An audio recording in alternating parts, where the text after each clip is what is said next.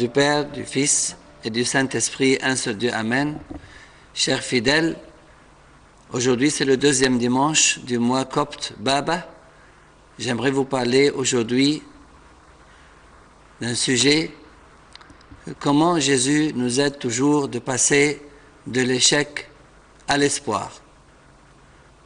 Comme introduction, l'évangile de l'office de l'encens du soir nous parle d'un des miracles de Jésus liés au poisson, concernant la redevance du temple acquittée par notre Seigneur Jésus et Saint Pierre. Lorsqu'ils arrivèrent à Capernaum, ceux qui percevaient les 2 drachmes s'adressèrent à Pierre et lui dirent : « Votre maître ne paie-t-il pas les 2 drachmes ? » « Oui, dit-il. » Et quand il fut entré dans la maison, Jésus le prévint et dit : « Que t'en semble, Simon ?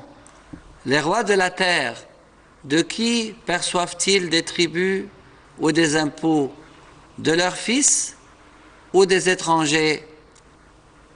Il lui dit : « Des étrangers. » Et Jésus lui répondit : « Les fils en sont donc exempts. Mais pour ne pas les scandaliser, va à la mer, jette l'hameçon et tire le premier poisson qui viendra, ouvre-lui la bouche et tu trouveras un statère, prends-le et donne-le leur pour moi et pour toi. » Le fait que Jésus dit à Pierre : « Tire le premier poisson qui viendra, ouvre-lui la bouche et tu trouveras un statère » prouve la divinité de notre Seigneur Jésus. Car Dieu seul sait que le statère se trouve dans la bouche du premier poisson qui viendra. Certainement, ce miracle a rempli le cœur de Saint Pierre de foi en Christ. De l'échec à l'espoir. Dans l'évangile de l'office de l'encens de l'aube, les saintes femmes sont elles aussi passées de l'échec à l'espoir. Lorsque le sabbat fut passé, Marie de Magdala, Marie, mère de Jacques, et Salomé achetèrent des aromates afin d'aller embaumer Jésus. Le premier jour de la semaine, elles se rendirent au sépulcre de grand matin, comme le soleil venait de se lever. Elles disaient entre elles : « Qui nous roulera la pierre loin de l'entrée du sépulcre ?» Et, levant les yeux, elles aperçurent que la pierre, qui était très grande, avait été roulée. Elles entrèrent dans le sépulcre, virent un jeune homme assis à droite, vêtu d'une robe blanche, et elles furent épouvantées. Il leur dit : « Ne vous épouvantez pas, vous cherchez Jésus de Nazareth qui a été crucifié, il est ressuscité, il n'est point ici.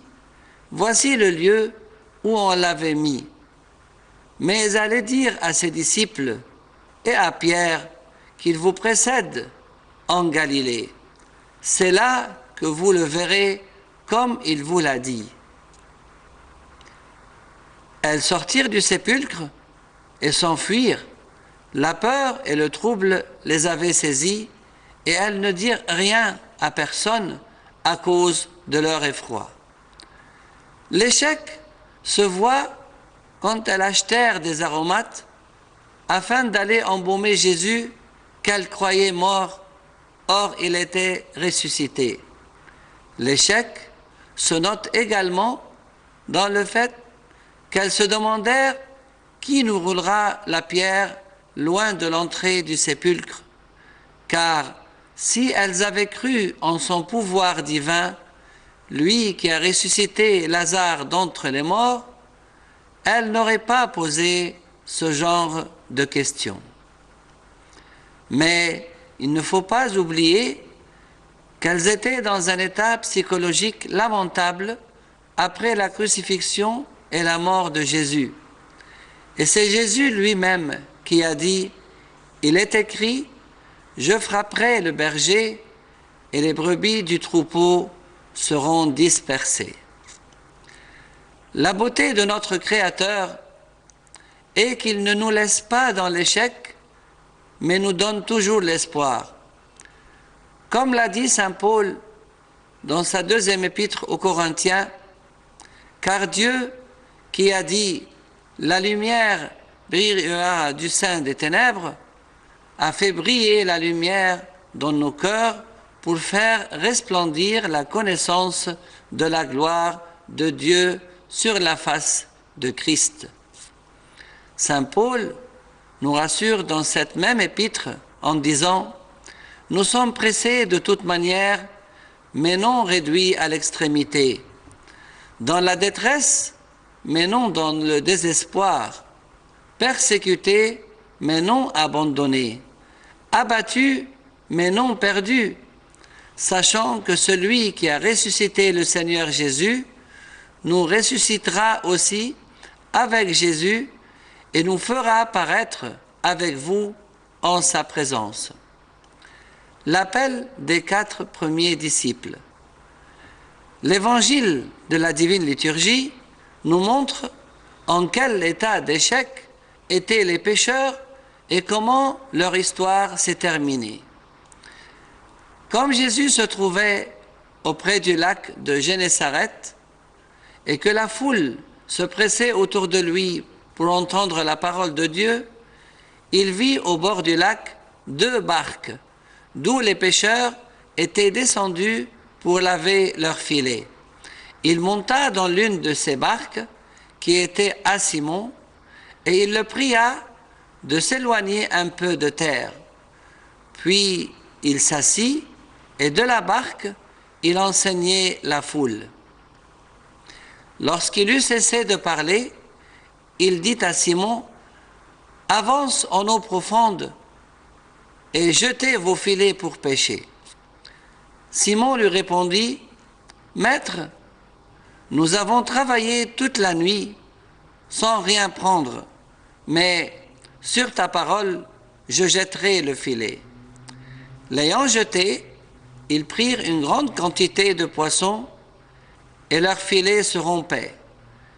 Ils firent signe à leurs compagnons qui étaient dans l'autre barque de venir les aider. Ils vinrent et ils remplirent les 2 barques au point qu'elles s'enfonçaient. Quand il vit cela, Simon-Pierre tomba aux genoux de Jésus et dit, « Seigneur, retire-toi de moi, parce que je suis un homme pécheur. » Car l'épouvante l'avait saisi, lui et tous ceux qui étaient avec lui, à cause de la pêche qu'ils avaient faite. Il en était de même de Jacques et de Jean, fils de Zébédée, les associés de Simon.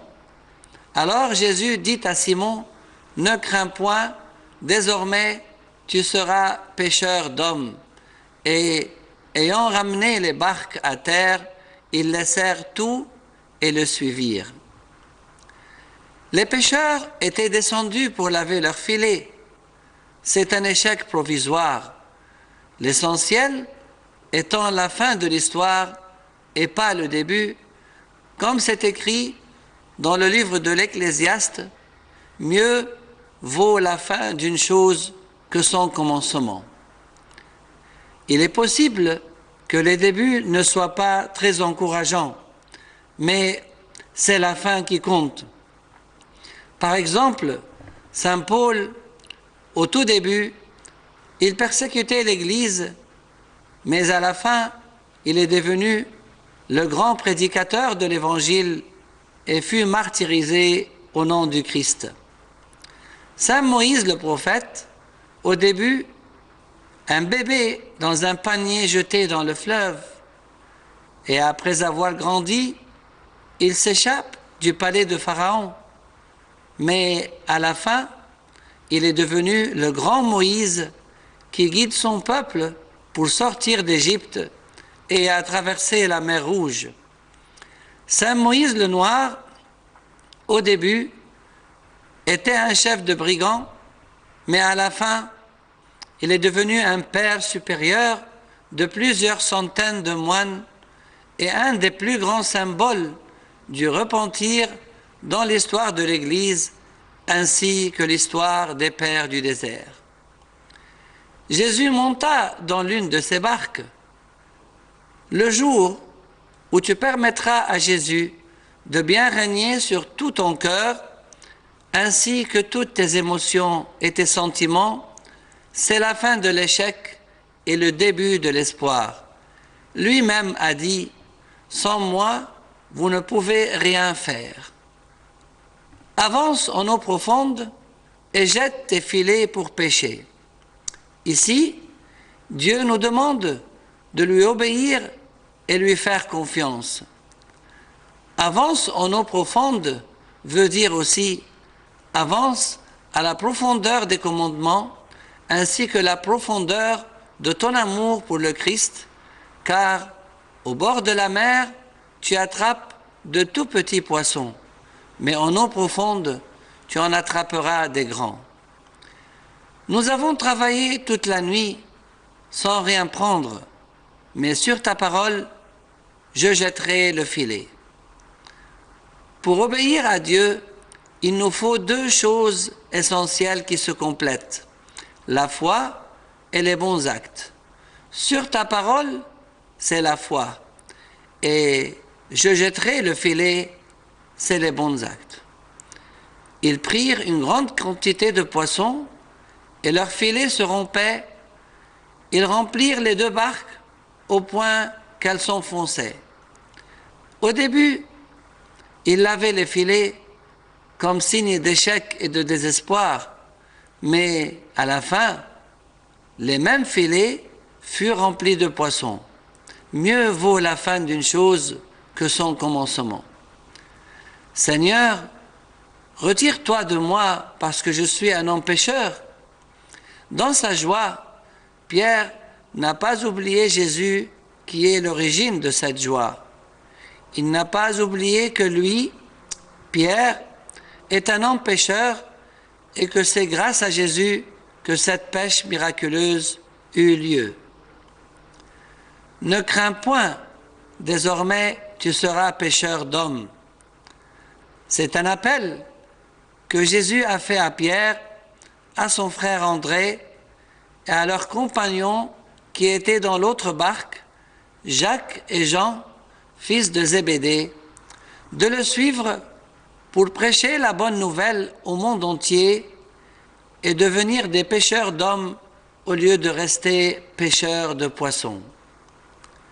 Ayant ramené les barques à terre, ils laissèrent tout et le suivirent. Le comble de l'obéissance, leurs cœurs furent attirés par Jésus. Ils se détachèrent de tout attachement éphémère et devinrent ses 4 premiers disciples. Que notre Seigneur nous amène toujours de l'échec à l'espoir et gloire à lui éternellement. Amen.